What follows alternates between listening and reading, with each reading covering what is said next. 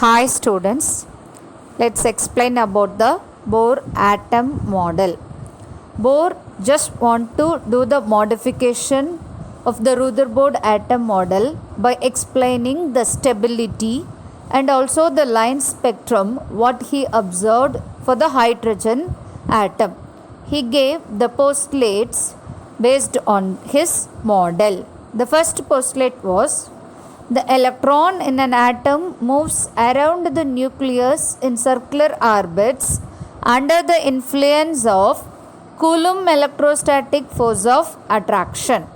So the Coulomb force gives necessary centripetal force for the electron to undergo the circular motion. The second postulate, he linked the angular momentum with the reduced Planck's constant, which can be given as h divided by 2 pi. This h divided by 2 pi is called as reduced Planck's constant. It can be stated that h bar is equivalent to h divided by 2 pi. The angular momentum quantization condition can be given as L equivalent to nh bar, that is equivalent to nh divided by 2 pi. The circumference of an electron's orbits of the radius r must be an integral multiple of the de Broglie's wavelength lambda.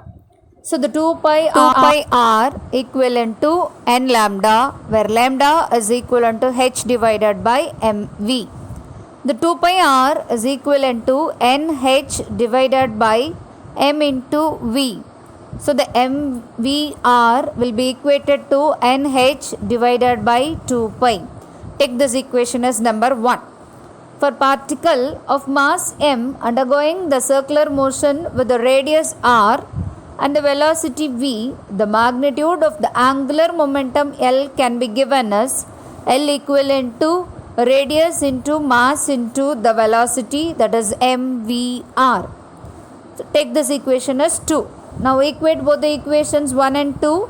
You will get mvr equivalent to L equivalent to nh divided by 2 pi. So this is his second postulate. And the third postulate can be given as an electron can jump from one orbit to the another orbit by observing or emitting a photon whose energy is equal to difference in energy del E between the two orbital levels.